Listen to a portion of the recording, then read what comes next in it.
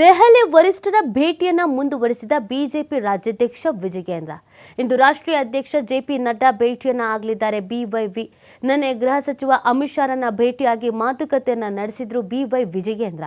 ಇನ್ನು 3 ತಿಂಗಳಲ್ಲಿ ಅಂತ್ಯವಾಗಲಿರುವಂತಹ ಜೆಪಿ ನಡ್ಡಾ ರಾಷ್ಟ್ರೀಯ ಅಧ್ಯಕ್ಷ ಸ್ಥಾನದ ಅವಧಿ. ನಡ್ಡಾ ಜೊತೆಗೆ ವಿಜಯೇಂದ್ರ ಅವಧಿಯೂ ಕೂಡ ಮುಕ್ತಾಯ ಆಗುತ್ತೆ. ಹೀಗಾಗಿ ತಮ್ಮ ಆಡಳಿತ ಅವಧಿಯ ಸಾಧನೆ ಕಾರ್ಯಕ್ರಮಗಳ ಬಗ್ಗೆ ಮಾಹಿತಿಯನ್ನು ಹಂಚಿಕೊಂಡಿದ್ದಾರೆ. ಬಿವೈಗೆ ಮುಂದಿನ ಅವಧಿಗೂ ಅಧ್ಯಕ್ಷ ಸ್ಥಾನದಲ್ಲಿ ಮುಂದುವರಿಯುವಂತಹ ಆಸಕ್ತಿ ಇದೆ. ಹೀಗಾಗಿ ತಮ್ಮ ಉಮೇದುವಾರಿಕೆ ಮುಂದಿಟ್ಟು ಸಹಕಾರ ಕೋರೋಕೆ ಮನವಿಯನ್ನು ಮಾಡುವ ಸಾಧ್ಯತೆ ಇದೆ. ಬಿಜೆಪಿಯಲ್ಲಿ ಸದ್ಯಕ್ಕೆ ಇರುವಂತಹ ಒಂದೇ ಒಂದು ಸಮಸ್ಯೆ ಅಂತ ಅಂದರೆ ರಾಜ್ಯಾಧ್ಯಕ್ಷ ಸ್ಥಾನದಿಂದ ಕೆಳಗಿಳಿಸಬೇಕು ಅಂತ ಇನ್ನೊಂದು ಬಣದವ್ರು ಒದ್ದಾಡ್ತಾ ಇರೋದು. ಇದರ ಬೆನ್ನಲ್ಲೇ ಇನ್ನೂ ಒಂದು ಅವಧಿಗೆ ನಾನೇ ಅಧ್ಯಕ್ಷನಾಗಿರಬೇಕು ಅನ್ನುವಂಥ ಆಸಕ್ತಿಯನ್ನು ವಿಜಯೇಂದ್ರ ಅವರು ಕೂಡ ಹೊತ್ತಿರುವಂಥ ಹಿನ್ನೆಲೆಯಲ್ಲಿ ಹೈಕಮಾಂಡ್ ನಾಯಕರನ್ನು ಭೇಟಿ ಆಗ್ತಿದ್ದಾರೆ. ಪದೇ ಪದೇ ಭೇಟಿಯಾಗಿ ಚರ್ಚೆಯನ್ನು ಮಾಡ್ತಾ ಇದ್ದಾರೆ. ನಿನ್ನೆ ಅಮಿತ್ ಶಾರನ್ನ ಭೇಟಿಯಾಗಿ ಚರ್ಚೆ ಮಾಡಿದರು. ಇವತ್ತು ರಾಷ್ಟ್ರೀಯ ಅಧ್ಯಕ್ಷ ಜೆಪಿ ನಡ್ಡಾ ಅವರನ್ನು ಭೇಟಿಯಾಗಿ ಚರ್ಚೆಯನ್ನು ಮಾಡುವ ಸಾಧ್ಯತೆ ಇದೆ. ಇಷ್ಟು ದಿನಗಳಲ್ಲಿ ಏನೆಲ್ಲ ಕೆಲಸ ಕಾರ್ಯಗಳಾಗಿದೆ, ಕಾರ್ಯವೈಖರಿಗಳು ಹೇಗಿದೆ, ಪ್ರೋಗ್ರೆಸ್ ಕಾರ್ಡ್ ಇದನ್ನು ಕೊಟ್ಟು ಮುಂದೆನೂ ನಾನೇ ಅಧ್ಯಕ್ಷನಾಗಿರಬೇಕು ಅನ್ನುವಂಥ ರೀತಿಯಲ್ಲಿ ಮಾತನಾಡ್ಕೊಂಡು ಬರುವಂತಹ ಸಾಧ್ಯತೆ ಇದೆ. ಸೊ ಇನ್ನೊಂದು ಕಡೆಯಲ್ಲಿ ಈಗಲೇ ವಿಜಯೇಂದ್ರ ಅವರು ರಾಜ್ಯಾಧ್ಯಕ್ಷ ಆಗಿದ್ದು ಇಷ್ಟ ಇಲ್ಲದೆ ಇರುವಂಥ ಬಿಜೆಪಿಯ ಇನ್ನೊಂದು ಅತೃಪ್ತ ಬಣದವರು ನಮ್ಮಲ್ಲಿ ಯಾರಾದರೂ ರಾಜ್ಯಾಧ್ಯಕ್ಷರು ಆಗಬೇಕು ಅನ್ನುವಂಥ ನಿಟ್ಟಿನಲ್ಲಿ ತಯಾರಿ ಮಾಡಿಕೊಳ್ತಾ ಇದ್ದಾರೆ. ಶೋಭಾ ಕರಂದ್ಲಾಜೆ ಅವರ ಹೆಸರು ಕೂಡ ಮಧ್ಯದಲ್ಲಿ ಕೇಳಿ ಬರ್ತಾ ಇದೆ. ಈಗ ವಿಜಯೇಂದ್ರ ಅವರು ಹೈಕಮಾಂಡ್ ನಾಯಕರನ್ನ ಭೇಟಿಯಾಗಿರುವುದು ಸಹಜವಾಗಿ ಕುತೂಹಲಕ್ಕೆ ಕಾರಣವಾಗಿದೆ. ಏನು ಮಾತಾಡಿರ್ಬೋದು, ಯಾರಾದ್ರ ಬಗ್ಗೆ ಕಂಪ್ಲೇಂಟ್ಸ್ ಕೊಟ್ಟಿರ್ಬೋದಾ, ಅಥವಾ ಮುಂದಿನ ದಿನಗಳಲ್ಲೂ ಇವರೇ ರಾಜ್ಯಾಧ್ಯಕ್ಷರಾಗಿ ಉಳಿತಾರಾ, ಅಥವಾ ಸ್ಥಾನದ ನಂಬಿಕೆ ಇಲ್ಲದ ಕಾರಣಕ್ಕಾಗಿ ಆ ಸ್ಥಾನವನ್ನು ಉಳಿಸ್ಕೊಳ್ಬೇಕು ಅನ್ನುವಂಥ ನಿಟ್ಟಿನಲ್ಲಿ ಶತಪ್ರಯತ್ನವನ್ನು ವಿಜಯೇಂದ್ರ ಅವರು ಮಾಡ್ತಾ ಇದ್ದಾರೆ. ಎಲ್ಲವೂ ಕೂಡ ಪ್ರಶ್ನೆ. ಇವತ್ತು ಜೆಪಿ ನಡ್ಡಾ ಭೇಟಿಯಾಗುವಂಥ ಸಾಧ್ಯತೆ ಇದೆ. ಅದಕ್ಕೆ ಅಂತ ಸಮಯಾವಕಾಶವನ್ನು ಕೂಡ ಕೇಳಿದ್ದಾರೆ. ನಿನ್ನೆ ಅಮಿತ್ ಶಾರನ್ನ ಭೇಟಿಯಾಗಿ ಸುದೀರ್ಘವಾಗಿ ಚರ್ಚೆಯನ್ನು ಮಾಡ್ಕೊಂಡು ಬಂದಿದ್ದರು. ಇಲ್ಲಿನ ಕೆಲವು ನಾಯಕರುಗಳ ಚಲನವಲನ, ಅವ್ರ ಮೇಲಿರುವಂತಹ ಅಸಮಾಧಾನ ಇದೆಲ್ಲವನ್ನು ಹೇಳಿ ಬಂದಿದ್ದರು. ಇವತ್ತು ನಡ್ಡಾ ಅವರನ್ನು ಭೇಟಿ ಆಗ್ತಾ ಇದ್ದಾರೆ. ನಡ್ಡಾ ಅವರನ್ನು ಭೇಟಿ ಆಗ್ತಾ ಇರೋದು ಕೂಡ ಇದೇ ವಿಚಾರಕ್ಕೆ ಸಂಬಂಧಪಟ್ಟಂತೆ.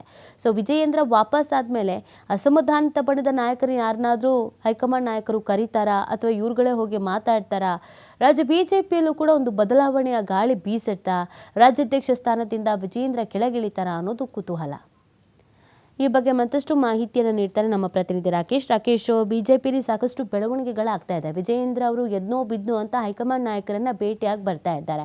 ಸೊ ಈಗಾಗಿರುವಂಥ ಭೇಟಿಯ ಮಹತ್ವ ಏನು ಅಂತ? ನೀತಿ ವರ್ಷದ ಆರಂಭದಲ್ಲೇ ರಾಜ್ಯಾಧ್ಯಕ್ಷ ವಿಜಯೇಂದ್ರ ಅವರು ಬಿಜೆಪಿಯ ರಾಷ್ಟ್ರೀಯ ನಾಯಕರನ್ನ ಭೇಟಿ ಮಾಡ್ತಿದ್ದಾರೆ. ನಿನ್ನೆ ದಿನ ಗೃಹ ಸಚಿವ ಅಮಿತ್ ಶಾ ಅವರನ್ನ ಭೇಟಿಯಾಗಿದ್ದಂತಹ ಅವರು ಇವತ್ತು ರಾಷ್ಟ್ರೀಯ ಅಧ್ಯಕ್ಷ ಜೆಪಿ ನಡ್ಡಾ ಅವರನ್ನ ಭೇಟಿಯಾಗಲಿದ್ದಾರೆ. ಜೆಪಿ ನಡ್ಡಾ ಅವರ ರಾಷ್ಟ್ರೀಯ ಅಧ್ಯಕ್ಷೀಯ ಅವಧಿ ಇನ್ನು 3 ತಿಂಗಳಲ್ಲಿ ಮುಕ್ತಾಯವಾಗುತ್ತಿರುವ ಹಿನ್ನೆಲೆಯಲ್ಲಿ ಅವರನ್ನ ಭೇಟಿ ಮಾಡಿ ಶುಭ ಕೋರುವುದಕ್ಕೆ ನಾನು ದೆಹಲಿಗೆ ಬಂದಿದ್ದೇನೆ ಅನ್ನುವಂತಹ ಮಾತನ್ನ ಅವರು ಮಾಧ್ಯಮಗಳ ಜೊತೆ ಹೇಳಿಕೊಂಡಿದ್ದಾರೆ.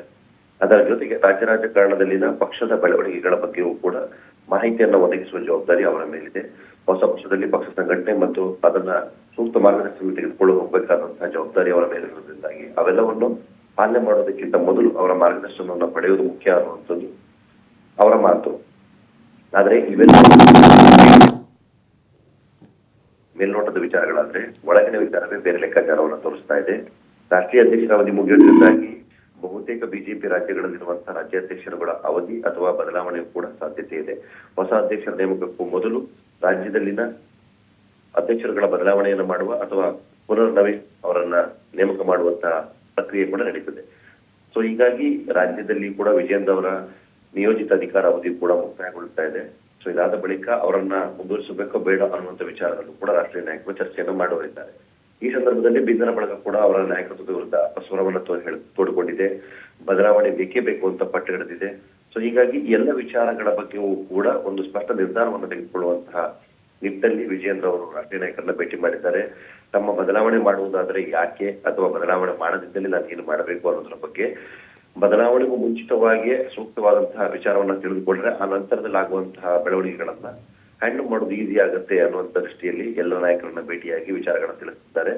ಹಾಗೆ ಮಾಹಿತಿಗಳ ಪ್ರಕಾರ ಅವರ ಬದಲಾವಣೆ ಸದ್ಯಕ್ಕಂತೂ ಇಲ್ಲ.